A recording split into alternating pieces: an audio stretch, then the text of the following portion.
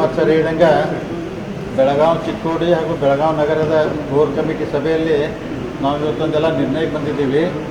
So ಅಂದರೆ ಇದೀಗ ಅವ್ರು ಹೇಳಿದಂಗೆ ನಮ್ಮ ರಾಜ್ಯ ಅಧ್ಯಕ್ಷರಾದ ಸನ್ಮಾನ್ಯ ವಿಜೇಂದ್ರ ಅವರು, ವಿರೋಧಿ ಪಕ್ಷ ನಾಯಕರಾದ ಸನ್ಮಾನ್ಯ ಆರ್ ಅಶೋಕ್ ಅವರು ಇವರ ನೇತೃತ್ವದಲ್ಲಿ ನಾವು ಅಂದರೆ 9ನೇ ತಾರೀಕು ಡಿಸೆಂಬರ್ 9ರಂದು ಇಲ್ಲಿ ಬೆಳಗಾವಲ್ಲಿ ಸುವರ್ಣಸೌಧದ ಮುಂಚೆ ಒಂದು ದೊಡ್ಡ ಪ್ರಮಾಣದಲ್ಲಿ ರೈತರು ಹೋರಾಟ ಮಾಡಬೇಕಂತೇಳಿ ಇವತ್ತೊಂದು ನಿರ್ಣಯ ತಗೊಂಡಿದ್ದೀವಿ.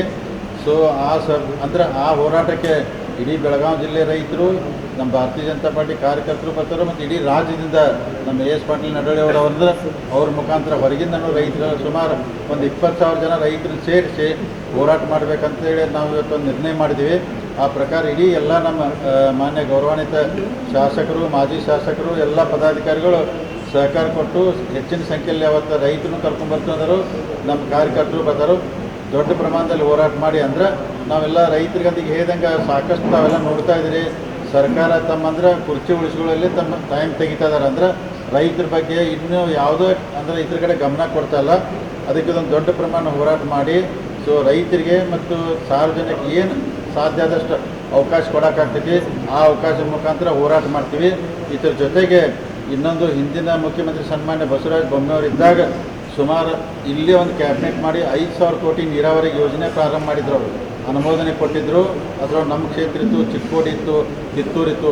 ಇನ್ನೂ ಆ ಕೆಲಸಗಳ ಪ್ರಗತಿಯಾಗಿ ಅಂದರೆ ಸ್ಪೀಡಾಗಿ ಆಗ್ತಾಯಿಲ್ಲ, ಅದಕ್ಕೆ ಅನುದಾನ ಬರ್ತಾಯಿಲ್ಲ.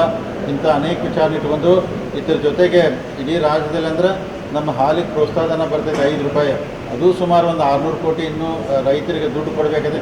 ಇಂಥ ಭಾಳ ಅನೇಕ ವಿಚಾರ ಇಟ್ಕೊಂಡು ನಾವು ರೈತರ ಪರವಾಗಿ ನಮ್ಮ ರಾಜ್ಯಾಧ್ಯಕ್ಷ ಸನ್ಮಾನ್ಯ ವಿಜೇಂದ್ರ ಅವರು, ಆರ್ ಅಶೋಕ್ ಅವ್ರ ನೇತೃತ್ವ ಇಡೀ ಎಲ್ಲ ನಮ್ಮ ಭಾರತೀಯ ಜನತಾ ಪಾರ್ಟಿ ಶಾಸಕರು, ಬೆಳಗಾವಿ ಜಿಲ್ಲೆ ಎಲ್ಲ ಪ್ರಮುಖರ ಮುಖಂಡರೆಲ್ಲ ಸೇರಿ ದೊಡ್ಡ ಪ್ರಮಾಣದಲ್ಲಿ ಹೋರಾಟ ಮಾಡಿ ಅಂದರೆ ಸರ್ಕಾರ ಅಂದರೆ ಗಮನಕ್ಕೆ ತಂದು ರೈತರಿಗೆ ಎಷ್ಟು ಸಾಧ್ಯ ಆಗ್ತದೆ ಪರಿಹಾರ ಕೊಡೋಕ್ಕೆ ಪ್ರಾಮಾಣಿಕ ಪ್ರಯತ್ನ ಹೋರಾಟ ಮುಖಾಂತರ ಮಾಡ್ತೀವಿ ಅಂತೇಳಿ ಇವತ್ತೆಲ್ಲ ನಿರ್ಣಯ ಮಾಡಿದ್ರೆ. ಇನ್ನು ಮುಂದಿನ ವಿಚಾರನ ಮಾನ್ಯ ರಾಜು ಅವ್ರು ಮಾತಾಡ್ತಾರೆ. ಈಗಂದ್ರೆ ಸಮಾವೇಶ ಅಂತಲ್ಲ ರೀ, ನಾವು 3 ಪ್ಲೇಸ್ ಫಿಕ್ಸ್ ಮಾಡ್ಕೊಂಡು ಈಗ ಅಂದ್ರೆ ಪೊಲೀಸರು ಎಲ್ಲಿದ ಪರ್ಮಿಷನ್ ನಮ್ಗೆ ಕೊಡ್ತಾರೋ, ಯಾಕಂದ್ರೆ ನ್ಯಾಷನಲ್ ಹೈವೇ ಮೇಲೆ ಹೋಗ್ಬೇಡ ಅಂತ ಪೊಲೀಸರು ಹೇಳ್ತಾ ಇದ್ದಾರೆ. 3 ಜಾಗ ಪ್ಲೇಸ್ ಫಿಕ್ಸ್ ಮಾಡ್ಕೊಂಡು ಅಲ್ಲಿ ಪರ್ಮಿಷನ್ ಕೇಳ್ತಾರೆ. ಎಲ್ಲಿದು ಒಂದು ಕಡೆ ಕೊಡ್ತಾರಲ್ಲ ನಿಮಗೆ 2 ದಿನ ಮುಂಚೆನೇ ಹೇಳ್ತೀವಿ, ಹೋರಾಟ ದೊಡ್ಡ ಪ್ರಮಾಣದಲ್ಲಿ ಮಾಡ್ತೇವೆ.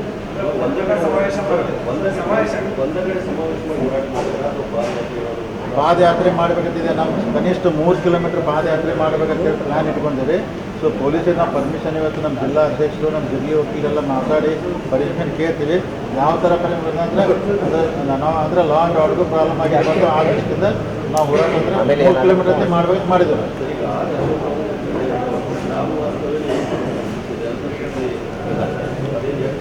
ಇಲ್ಲ ಅದ್ರ ಬಗ್ಗೆ ಇನ್ನೂ ಕ್ಲಾರಿಟಿ ನಮಗೂ ಕನ್ಫರ್ಮೇಷನ್ ಇಲ್ಲ. ಇಲ್ಲಿ ಬಂದ ನಂತರ ನೋಡೋಣ ಅವ್ರು ಮಾಡ್ತಾರಲ್ಲ ಗೊತ್ತಿಲ್ಲ ರೀ. ಮಾಡಿದರೆ ಒಳ್ಳೆಯದು, ಇಲ್ಲಾಂದ್ರೆ ಮುಂದಿನ ದಿನಮಾನದಾಗ ಮಾಡ್ತಾರೆ. ಅಲ್ಲಲ್ಲ ಆ ಬಗ್ಗೆ ಚರ್ಚೆ ನಮ್ಮದಾಗಿಲ್ಲ. ಇತ್ತೀಚೆಗೆ ರೈತರು ದೊಡ್ಡದಾಗಿ ಹೋರಾಟ ಮಾಡಿದ್ರು. ಈಗ ಸೆಷನಲ್ಲಿ ಕೇಳ್ತೀವಿ ಅಂದ್ರೆ ನೀವು, ಆದರೆ ಅಷ್ಟು ದೊಡ್ಡ ಹೋರಾಟ ಇದ್ದಾಗ ಬಿಜೆಪಿ ನಾಯಕರು ಯಾರು ಬರಲಿಲ್ಲ ಸರ್. ಒಂದ್ಸರಿ ಭೇಟಿಯಾಗಿದ್ರು, ನಾವು ಕೊಡಿದ್ದೀವಿ. ಆ ಸಂದರ್ಭದಲ್ಲೇ ಮೂಗಿಲಿಕ್ಕೆ ಬರದೇ ಇರೋರು ಈಗ ಹಿಡಿದ ಪ್ರಯೋಜನ ಏನಾಗುತ್ತೆ? ಈಗ ನೋಡಿ, ದೊಡ್ಡ ಹೋರಾಟ ಆದಾಗ ನಮ್ಮ ರಾಜ್ಯ ಅಧ್ಯಕ್ಷ ಸನ್ಮಾನ್ಯ ವಿಜೇಂದ್ರ ಅವರು ಆ ಹೋರಾಟದಾಗ ಹೋಗಿ ಭಾಗವಹಿಸಿ ಅವ್ರ ಜೊತೆಗೆ ಒಂದಿನ ಅಲ್ಲಿ ಎದ್ದು ಅವ್ರು ಸಾಕಷ್ಟು ಅದ್ಭುತ ಸ್ಪಂದಿಸಿದ್ದಾರೆ. ಅವರು ಯಾಕಂದ್ರೆ ಹೋಗಿದ್ದಾರೆ ಅವ್ರು, ಯಾಕಂದ್ರೆ ರಾಜ್ಯ ಅಧ್ಯಕ್ಷರು ಹೋಗಿ ಎಲ್ಲ ಸ್ಪಂದಿಸಿದಾರು. ಆ ಪ್ರಕಾರ ಸರ್ಕಾರ ಮ್ಯಾಗ ಒತ್ತಾಯ ಹಾಕಿದಾರು. ನಾವು ಭಾರತೀಯ ಹೋಗಿಲ್ಲ ಅಂತಲ್ಲ, ನಮ್ಮ ವಿಜೇಂದ್ರ 2 ದಿವಸ ಅಲ್ಲೇ ಇದ್ರು. ಅವ್ರು ಹುಟ್ಟಬ್ಬನ ಅಲ್ಲೇ ಆಚರಣೆ ಮಾಡ್ಕೊಂಡಾರಲ್ಲ. ಸ್ಥಳೀಯ ನಾಯಕರು ದೇಶ ರೈತರಿಗೆ ಎಲ್ಲ